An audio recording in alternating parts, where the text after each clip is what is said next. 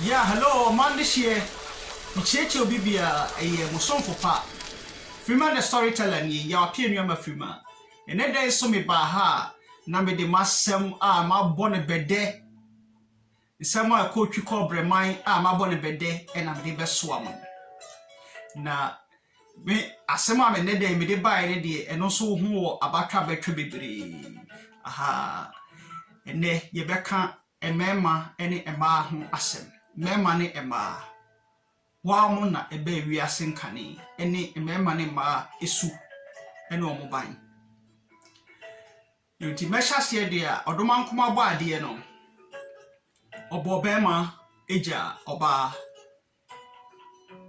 iti no kyerɛ sɛ bema ene yedi kamfo ene oba ye na bedi akyire iti na bedi akyire no eye oboafo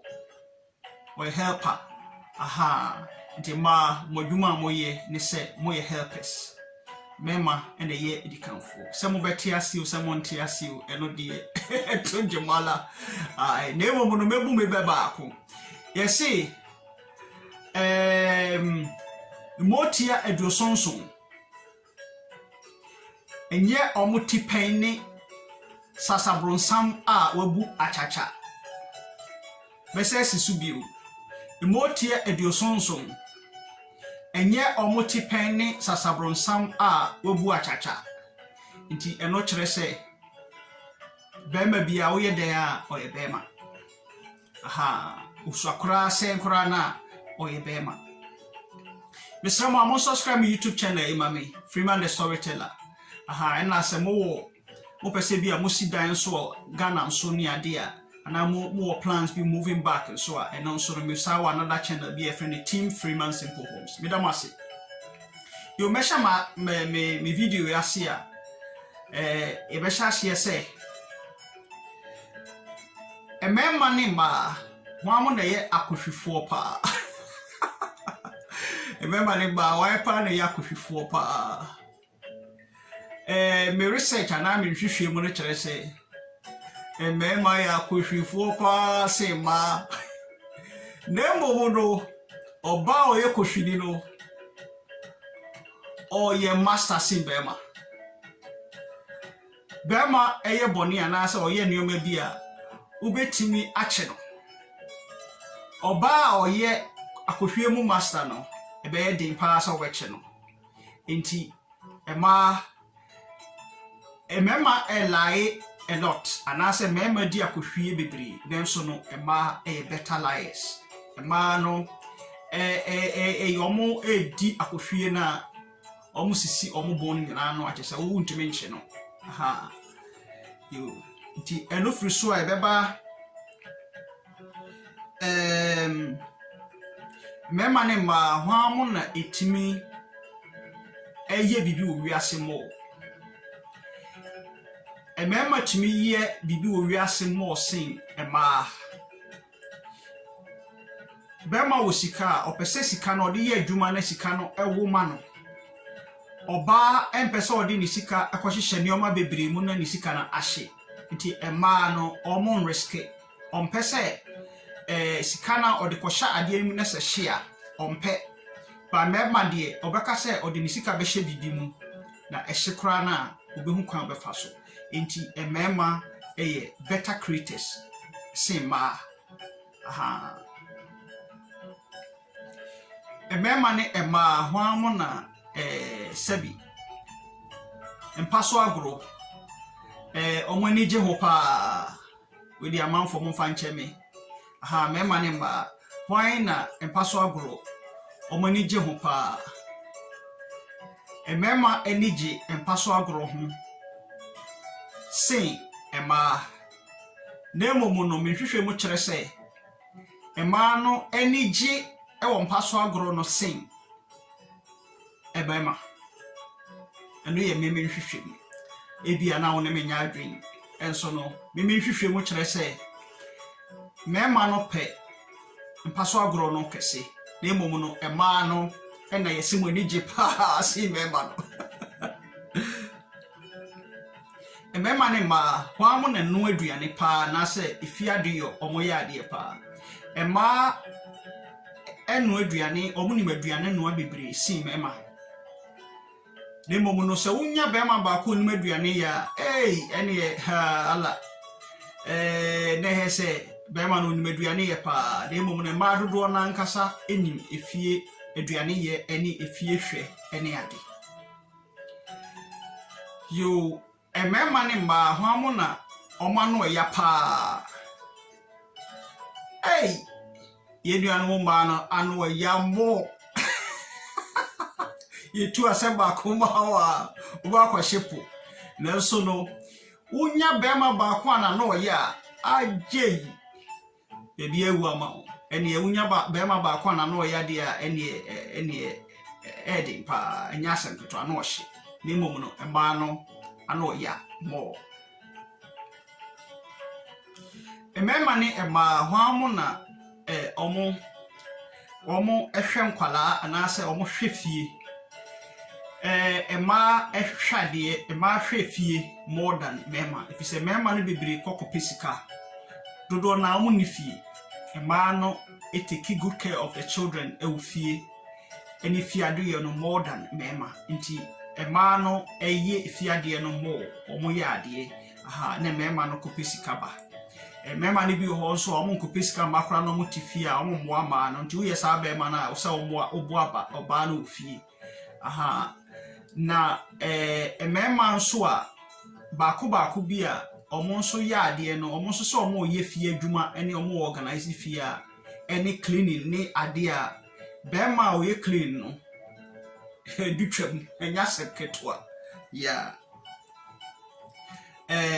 ena ye beka sikasem bema ne oba hwan na etimi hwe sika so yi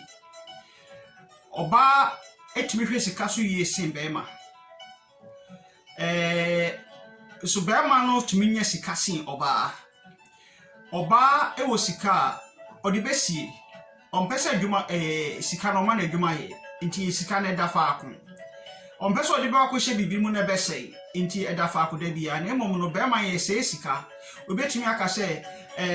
me de kotrai we ahwe me de kotrai we ahwe obo nse de sika na ahye ehia na oba no beka se on se wa sika no oba no de onfa nkohye mti ni sika na da ne nchen da bia na emom no se de mema no sika no wo ho a omutumi eyusu de ye adwuma ne nti no mema no etumi ebiebie nwuma a ma ne ntimi bi efise sika no eda ne nchen keke mfaso bi ani so onfa nye hwe bema nso no sika wo no ho a opese oma sika no adwuma ye ewudie ene kronosem ene ade emema wo more criminal energy anase ewudisem entry modern sem mema ewo more na emom no nya obaba akonso anitrim modern dia eno so no enye easy na emom no mema pe ewudi meme omo wiase afa na nyina edi ewu sin ema ene krono semni ade mema ne ema hwamu na enimu nyansa ema ni nyansa bebre mema so ni nyansa bebre enioma bi wo ho a utie ma eye better ena enioma bi ho so mema no ma no dream deep asin mema enioma bi wo ho a utie ba na anka eye nanso se de ye mema ye wa betra betri ni nti no aya na ye nti wo ye bema e wo se wo ye asutie ema no enioma bi wo ho a omo ye ade ena ye beba education anase esuade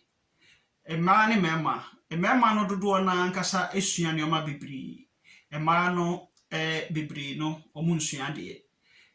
free say wiase no bi wo ho a wiase afa na nyina asem na meka ye de mema no ekosuku kosuade ne ye jamba no ofie se onkosuade pam ne ade nti ema no bibiri no less privilege and I say omo ne omo ho na ebema no momu no bebre akọ school akọsuasu omo nsa no adwuma ne ade ha akọ university ne ade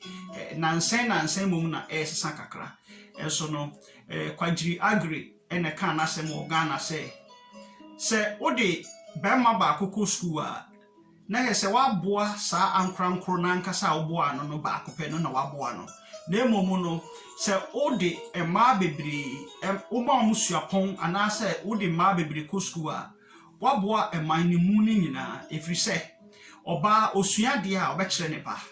memiswa me maame no de etchena ho na wa kire 1 2 3 da bia no na okire ade nti wo yoba e wo se wo kire o mana ade efiri se mema no omu nifi aha wo se wo ma no wo kire o mo ade se wiase no wo behu family and bia na se busua bia ebi omo man nan no omo nyina wo university a kire se oba ni gina pa ena bema no so gina pa enti na busua na yi ba dodo na ankasa no egina ema so se nkwala obehu omo nkwala ni nyina tupuno omo kwani mu no se oba no o yade o se odi mu akotene pa wo nkwala no wefe ana se the way obisi obehwe omo if you say man will feel more than a mema. A man mema, why na a decon consapa? A man per conconsasem as a member. The member concern so dear, hey, and yet easy. Aha, the mano do an up and conconsa, a sema in here, Ninano, na oka. Aha, intino. Fear also try say ubesua de oba ube ready enya phone ko ani sa nyoma no na ubehwe na wasua de ebi wo ha wie school kura na onhwe book moda say phone ni WhatsApp ya bebe nkofo Jimmy Samoa ekoso social media na nkoa na otie eno no enye kamasa enye guy nti wo ba bi o say usua de ha ena emane mema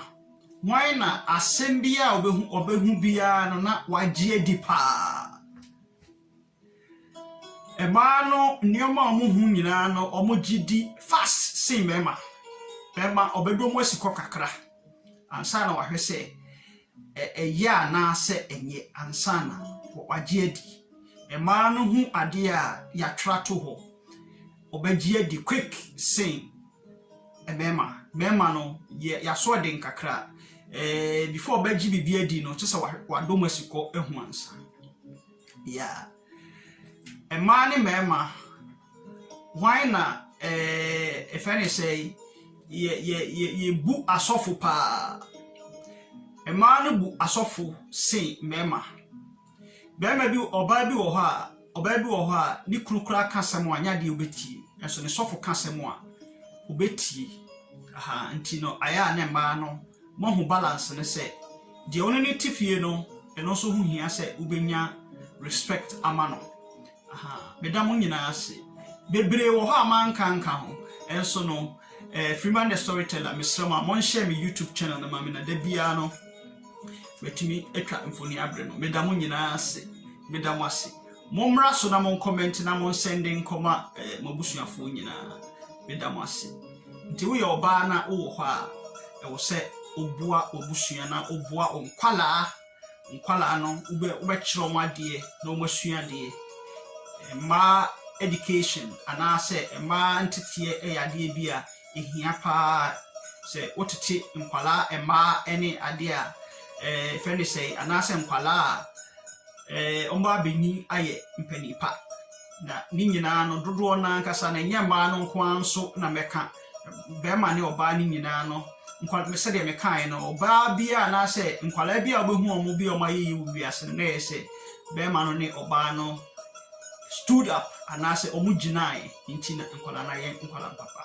yesi dia if school ntina nkwala no aye nkwala papa ifri ekwan a oba no ne bema no omu gina ma nkwala ntia medamu nyina ase mu ma ba mo subscribe mami bye bye